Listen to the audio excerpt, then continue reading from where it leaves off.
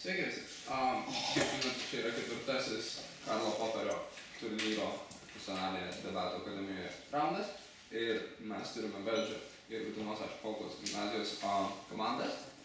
Ir aš labai džiaugiuosi, kad visi susirinkome ir aš manau, kadangi jūs visi žinote taisyklės, nes jau 4 kartus debatavote, tai nieko daugiau aiškinti nereikia. Tiesiog pradedam nuo pirmo kalbėtojo, tai reiškia, kviečiame Živilę atidaryti debatą. Labą dieną. Jauni žmonės privalo netinginiauti, tai jiems kenkia. Kartą pasakė buvusi Didžiosios Britanijos premjerė Margaret Thatcher. Pagal Tarptautinės darbo organizacijos duomenis, šiuo metu pasaulyje darbo aktyviai ieško apie 75 milijonus jaunuolių. Jaunimo problema yra tokia didelė, jaunimo nedarbo problema yra tokia didelė, kad apima visą pasaulį. Bet kas atsakingas už šią problemą? Mūsų teigiančiųjų komanda yra įsitikinusi, jog jaunimas yra pats kaltas dėl savo nedarbo. Taigi, šiandien mes debatuojame tema jaunimas yra pats kaltas dėl jaunimo nedarbo. Kad debatas būtų aiškesnis, aš jums pateiksiu keletą apibrėžimų.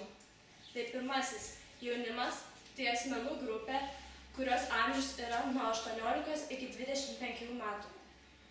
Yra kaltas, tiesiogiai atsakingas už savo veiksmus ir iš jų sekančias pasekmes.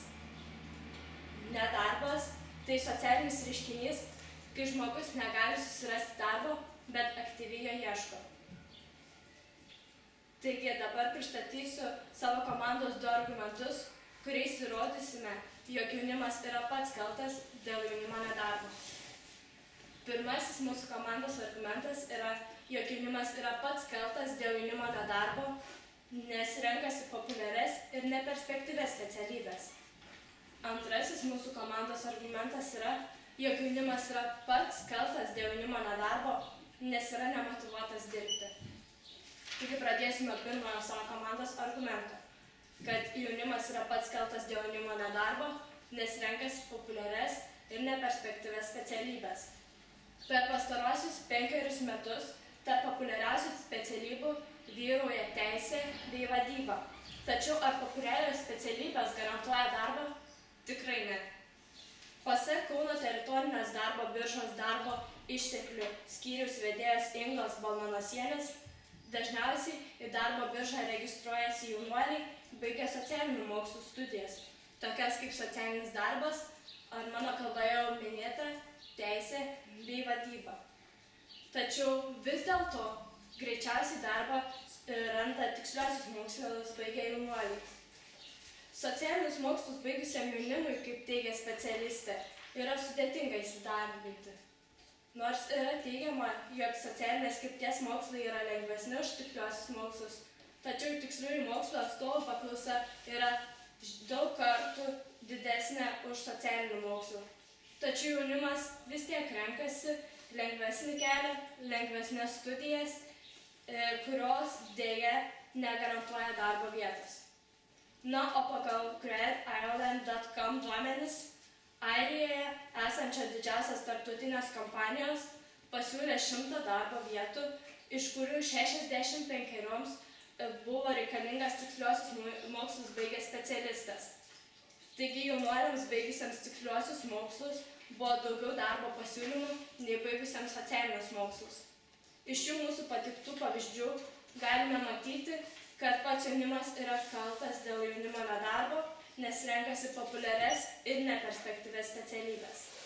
Antrasis mūsų komandos argumentas yra, jog jaunimas yra pats kaltas dėl jaunimo nedarbo, nes yra nemotyvuotas dirbti. Ką tik baigęs studijas, jaunuolis iš pradžių siekia susirasti darbą, turi daug idėjų. Tačiau, kai darbo nesiseka susirasti mėnesį, kelis mėnesius ar net pusmetį, jo motyvacija labai nukrinta.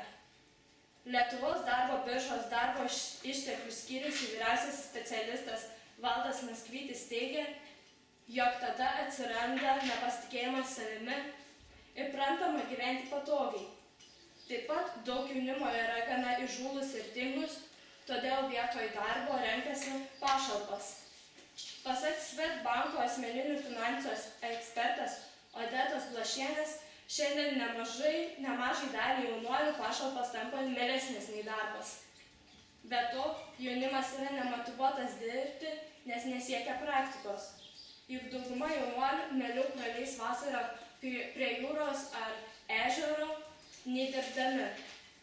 Pavyzdžiui, pagal 2012 darbo biržos duomenis per gegužės rugpjūčio mėnesius įsidarbino tik 20 asmenų, nors buvo pasiūlytos 334 vietos. Taigi, šiais pavyzdžiais mes tikrai įrodėme, jog jaunimas yra kaltas dėl jaunimo nedarbo, nes yra nemotyvuotas dirbti. Taigi,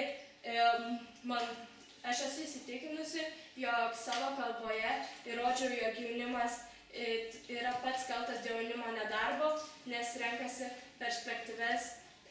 neperspektyvias ir populiarias specialybės, bei yra nemotyvuotas dirbti. Pabaigai norėčiau pasakyti, jog kaip jaunimas pasiklos, taip ir išmiegos.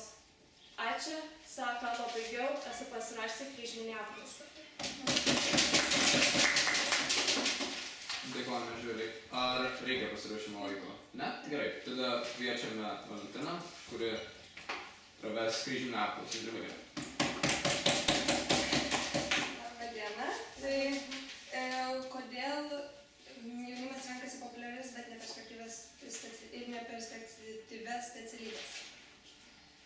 Kaip jau minėjau, jaunimas galvoja, būtent šios specialybės, kurios priklauso socialinių mokslų sričiai, yra lengvesnės. Ta prasme, jų studijos yra lengvesnės. O kas joms suteikia tokį požiūrį? Kodėl jų yra toksai požiūris, kad jos yra perspektyvesnės? Tai gal galite pakartoti klausimą? Kodėl jaunimas mano, kad šios specialybės yra perspektyvios, nors kaip jau minėjote, darbo biržoje yra rašoma, kad jos 5 metus jau pirmauja tarp specialybių, kurios neturi darbo, tarp bedarbių. Visų pirma, aš neminėjau, jog jaunimas mano, jog šios specialybės yra perspektyvos. Tiesiog jie mano, jog šios specialybių studijos yra lengvesnės. Aišku. O ar jūs sutinkate su tuo, kad žmogus, tarkim, iš Indijos ar iš Amerikos bus kitoks negu žmogus iš Egipto ar Lietuvos? Kad jo požiūris skirsis? Ne, tai. Kodėl? Savo kalboje kalbėjau ne vien apie Lietuvą, apie visą pasaulį, todėl manau, jog žmonės visur yra vienodi. Jų požiūriai maždaug yra panašus. Tai jūs manote, kad žmogaus neįtakoja niekas kitas išskyrus į patį? Įtakoja, tačiau didžiausia dalis apsisprendimo yra būtent to jaunuolio apsisprendimo. Bet jūs sutinkate, kad aplinka dalinai įtakoja žmogų? Taip dalinai. Tik dalinai. Tik dalinai. Ir ką jums reiškia dalinai? Labai nedidelį procentą įtakoja. Panašiai kokį? Negaliu tiksliai pasakyti, nes manau, bet tikrai manau, kad tikrai nedidelį. O ar jūs manote, kad jaunimas gali įtakoti, kaip pasakyti, aplinkos ir kitų valdžios įvairias nuomonės ir jų neapsisprendimus, bet tiesiog valdžios visus sumanymus? Na, atsiprašau, nelabai supratau klausimą.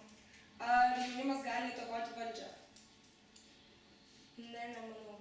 Ačiū. Ačiū. Pusę minutės. Gerai.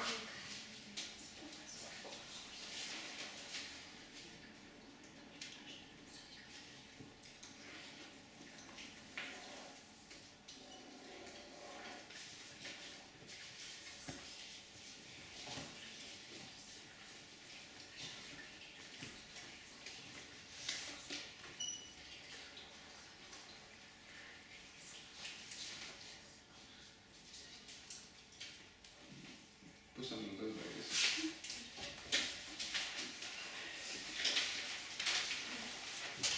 Sveiki visi, aš esu Dominika, pirmoji lyčių komandos kalbėtoja. Mūsų komanda pilnai sutinka, kad dėl šios dienos problemos rimtumo, kad nedarbas yra tikrai rimta problema.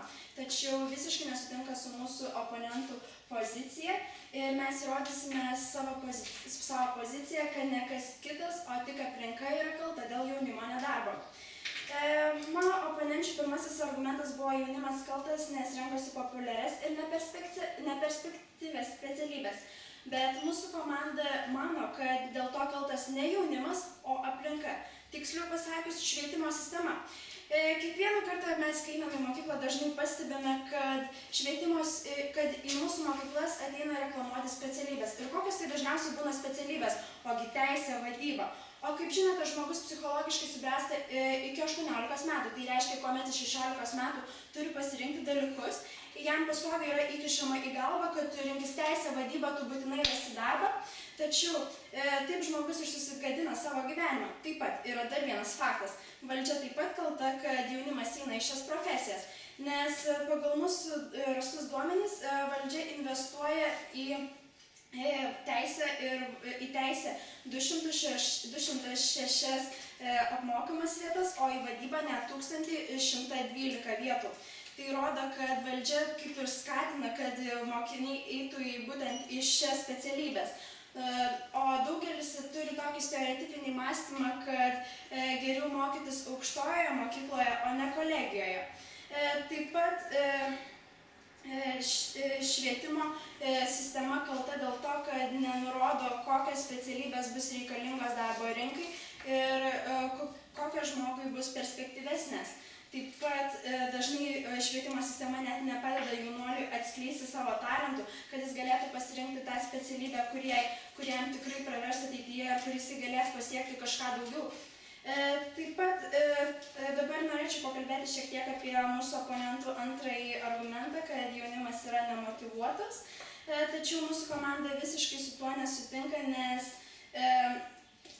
daugelis aplinkos veiksnių turi įtaką, kad jaunimas kad jaunimas rinktųsi ne tai, kas jam reikalinga, kaip pavyzdžiui tradicijos kultūra. Kaip žinote,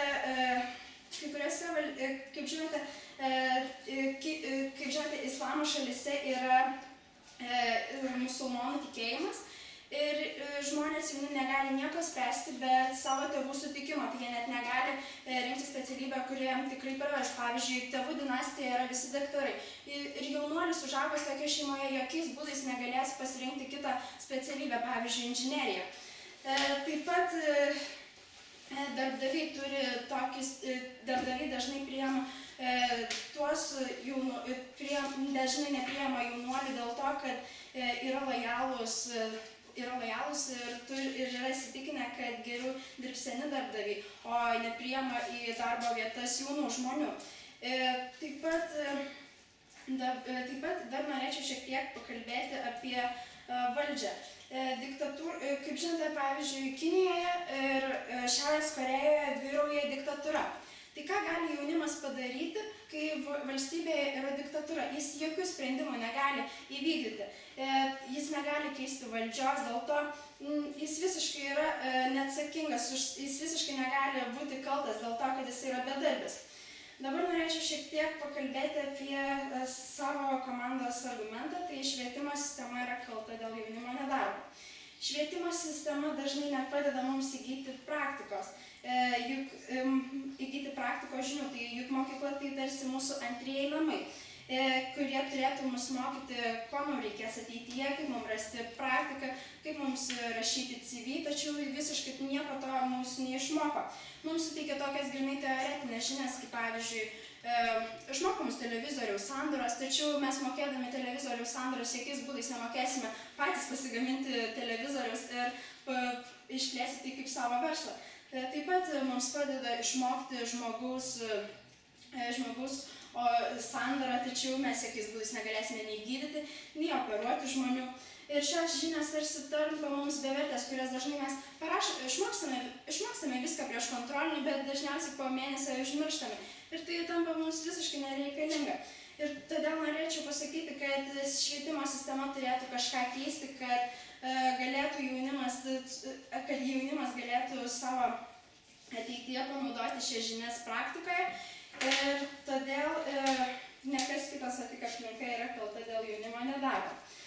Taip pat, kaip žinote, iki 10 klasės turime pasirinkti dalykus, tačiau visiškai mums nėra skirta laiko, kad pasireikštų mūsų talentai, kurie mums tikrai pravers ateityje dirbant.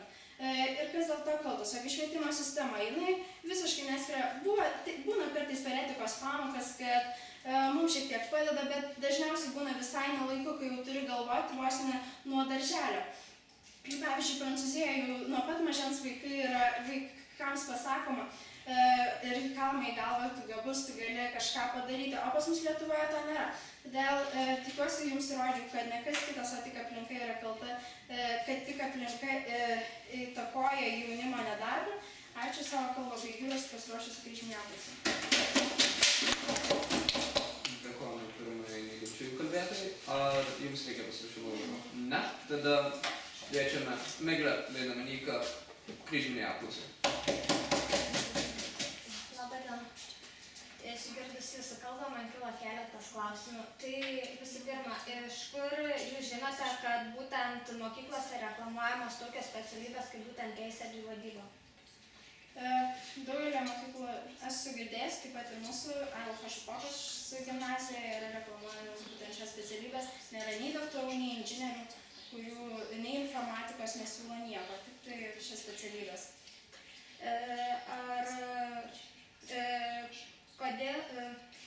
Ar galite būtent pasakyti tikslų procentą, koks Kinijoje yra jaunimo nedarbas? Pasaulyje ir Lietuvoje? Kinijoje. Kinijoje. Šiuo metu ne.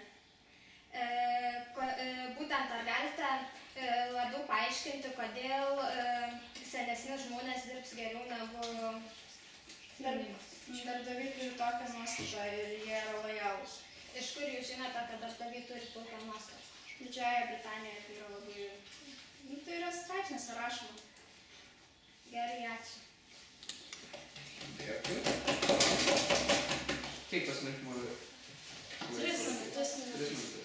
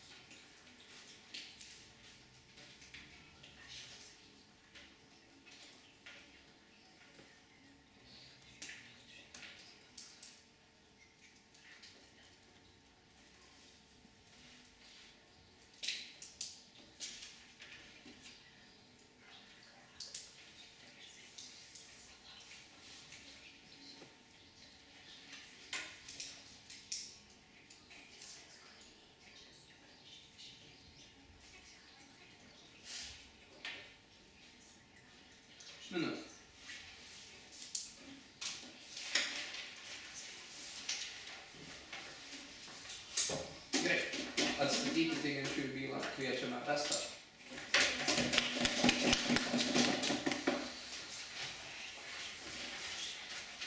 Taigi, laba diena. Ir šiandien mes kalbame tema, kad jaunimas yra pats kaltas dėl jaunimo nedarbo. Ir mes su to absoliučiai sutinkame. Ir mes manome, kad jaunimas kaip pasikuls, taip ir išsimiegos. Ir pirmiausia, norėčiau atstatyti mūsų komandos poziciją. Tai padarysiu